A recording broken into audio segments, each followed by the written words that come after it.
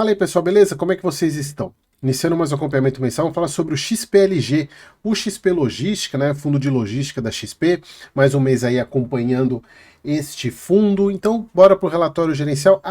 E eu esqueci, comecei a gravar hoje e estou esquecendo de falar, de pedir para vocês curtirem os vídeos, né? Isso está me ajudando bastante, agradeço demais vocês. Eu vi que o alcance dos meus vídeos aumentou, isso eu devo a vocês. Então continue, curta aí e me ajude a continuar crescendo, beleza, pessoal? Então, bora para o relatório gerencial já de maio do XPLG.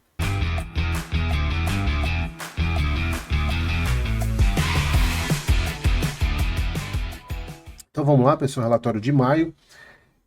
O fundo aí pagou 82 centavos, pessoal, e esse aqui é o dividendo que ele vai pagar aí por um bom tempo, se não tiver nenhum aumento, mas diminuição não vai ter mais, exatamente porque ele teve aquela venda lá do imóvel lá de Cabo de Santo Agostinho, dentro do NE Logistic, que é 100% do XPLG, e lembrando, pessoal, que aqui é sempre importante de explicar, eu já expliquei isso nos vídeos anteriores, mas é sempre importante porque tem sempre gente nova chegando aí.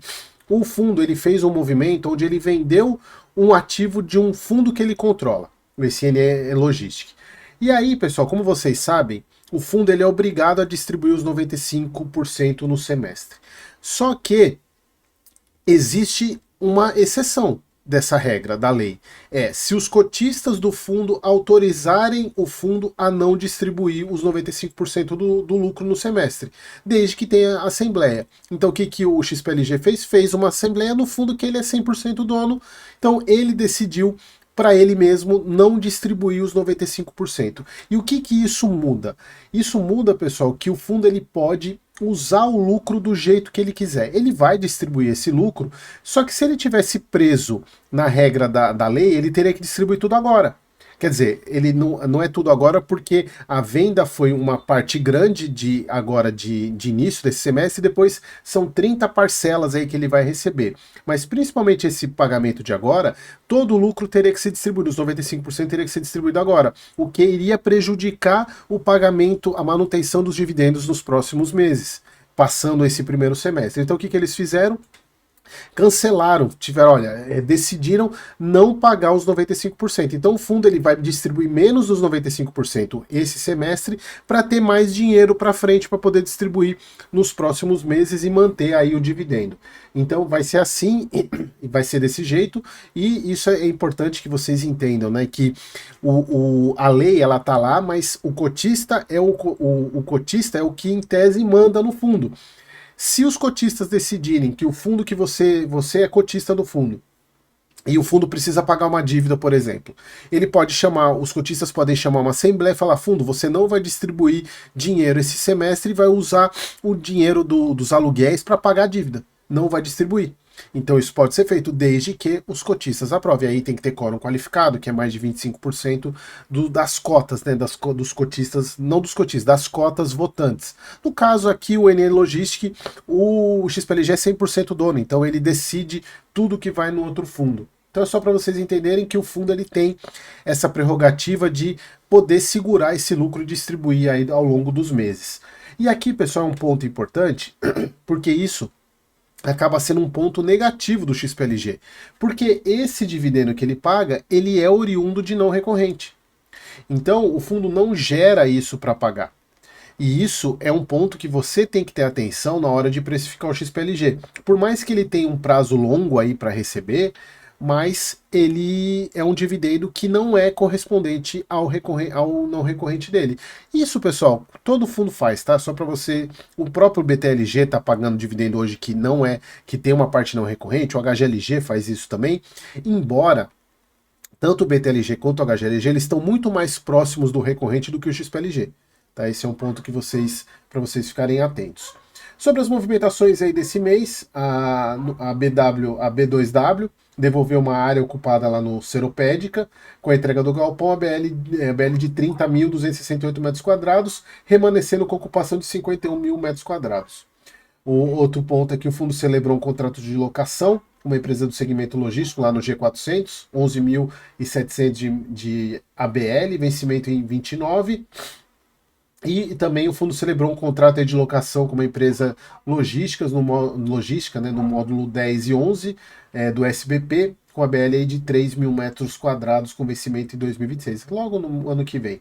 E a vacância do fundo aí encerra em 7,9. É uma vacância alta se a gente for pegar no histórico do XPLG. E aqui, pessoal, um ponto, eu trouxe, e aqui os dados, né, as DREs dos fundos da XP, elas não replicam o mês anterior, e aí eu sempre trago aqui, eu copio e colo ela aqui, essa daqui é do mês atual e essa aqui é do mês anterior. Até para a gente poder entender como é que está sendo a questão da distribuição. E aqui o primeiro ponto. Vejam, o fundo, ele pegou 8 milhões, mês passado pegou 4 milhões e 800 lá dos lucros imobiliários, do Logística, né, da Enel Logística, esse mês ele pegou 8, porque a receita de locação caiu 2 milhões em relação ao mês anterior. E aí, você que viu o vídeo, acho que foi do domingo passado ou do retrasado, eu não lembro, que eu falo sobre DRE na contabilidade, para vocês verem a importância de uma DRE quando ela informa. E aí, se vocês viram o vídeo, vocês, em tese, vão descobrir o que é isso aqui, por que dá essa diferença. Se vocês pegarem a DRE do BTLG, toda a parte de receita de locação de um mês para outro, ela quase não varia. O que varia é a rúbrica de ajuste caixa competência. Por quê? Tem vezes, pessoal, que o inquilino ele anuncia que vai pagar antecipado, só que aí o fundo lança e ele só recebe no mês seguinte. Assim, são ajustes, porque uma coisa é a competência, é registrar o fato gerador, e o caixa é quando de fato o dinheiro transita pelo caixa. Então, às vezes, o fundo ele precisa reconhecer contabilmente a receita, só que ele não recebeu ainda. E aí no mês seguinte ele faz o ajuste, ou para mais ou para menos. E o BTLG separa isso muito bem na DRE. Já o XPLG não. Porque se vocês forem pensar pela lógica, não faz muito sentido um fundo que recebe 24 milhões de receita de locação, no mês seguinte perder 10% dessa receita, se não for algum ajuste. E não tem nada que eles explicaram aqui que justifique um aumento uma redução de 10% na alocação. Na minha visão, isso é simplesmente ajuste contábil que eles fazem, só que não mostram na DRE. E aí vocês conseguem ver a diferença e a importância da briga que eu tenho aqui, que é uma campanha que eu estou encampando, digamos, para a gente, como cotista, cobrar uma padronização de DRE em relatório gerencial. Eu sei que é difícil, eu sei que é praticamente impossível, porque o próprio relatório gerencial não é obrigatório pela CVM. Mas a partir do momento que a gente forçar e a gente cobrar isso, quem sabe, né, a gente consegue pelo menos uma padronização em relatório, ou algum documento, porque o informe mensal é uma porcaria. Então, algum documento que traga uma DRE mais. Se a gente for ver as empresas, todas. Se vocês pegarem a DRE de empresa listada na bolsa, todas são iguais. Claro que só vão mudar os valores, mas as rúbricas são iguais. Já fundo imobiliário, eles têm um regime tributário, um regime contábil diferente, que é a nossa jabuticaba. Então, isso é uma evolução. A gente precisa de DRE mais padronizada. Quem sabe um dia a gente consegue isso. E aí, pessoal, a gente vê o que eu falei para vocês, né, da diferença de lucro imobiliário, que o fundo ele vai pegar o quanto que ele quiser, e aqui para mim não faz fica difícil de entender o quanto que ele está buscando desse lucro imobiliário, porque aqui ele ficou com 2 milhões de reserva. Então, na verdade, ele pegou o lucro, gerou reserva para o fundo para o mês que vem não precisar pegar tanto lucro. Não dá para entender como é que é essas manobras que a gestão faz, porque se ela pode pegar o quanto que ela quiser do Enel Logística, o quanto que ela vai precisar para distribuir os 82 centavos, por que pegou 2 milhões a mais aqui? Não faz o menor sentido, eu poderia ter pego 6 milhões. Não tem muita lógica isso. Então o fundo pagou 82 centavos e tranquilamente aí vai manter os 82 centavos aí por um bom tempo.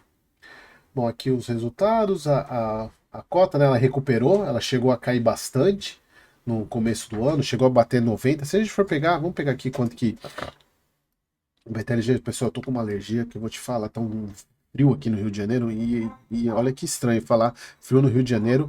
97 e 93, a gente for pegar aqui, ó, ela chegou a bater 87 lá no final do ano, 87, caiu bastante.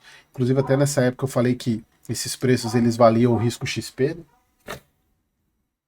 Bom, e é isso, pessoal. Acho que não tem muito mais o que falar. O fundo aí, 92% de imóvel. Algo que é importante, e aqui vale um ponto positivo. Assim como eu falei para vocês, que o rendimento dele é oriundo de não recorrente. Por outro lado, o fundo é bem diversificado, ele não tem nenhum inquilino com uma exposição mais do que 15%.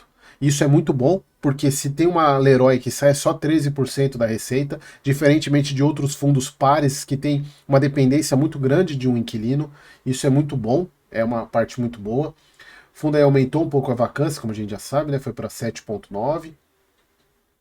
E um outro ponto que é importante da gente sempre monitorar é a alavancagem do fundo, né? É uma alavancagem que o fundo tem caixa para pagar, ainda mais essas últimas vendas que ele fez, eles têm a parte do principal que ele pode usar para pagar isso.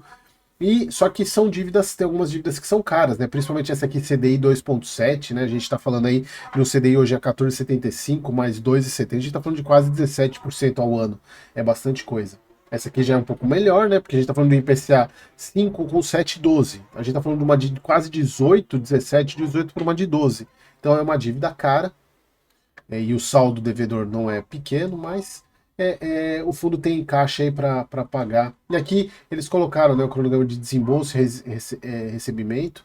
Se eu não me engano, acho que isso aqui é novo. Agora eu não tô lembrado. Deixa eu dar uma olhada nisso aqui, se o mês passado eles colocaram. Eu não vou lembrar, pessoal, eu gravo tanto vídeo que eu tô. Deixa eu ver aqui se eles colocaram isso no relatório gerencial do mês passado. Deixa eu ver aqui, esse aqui é o relatório do mês passado. Deixa eu ver se eles colocaram isso daqui. Não, não, já estava. Eu acho que eu já cheguei a falar sobre isso, né? Então aqui tem todo. O fundo está bem tranquilo de caixa, por isso que sem problema nenhum. Então, tá certo. É isso mesmo, pessoal. Então era isso. Espero que vocês tenham gostado e até o próximo vídeo.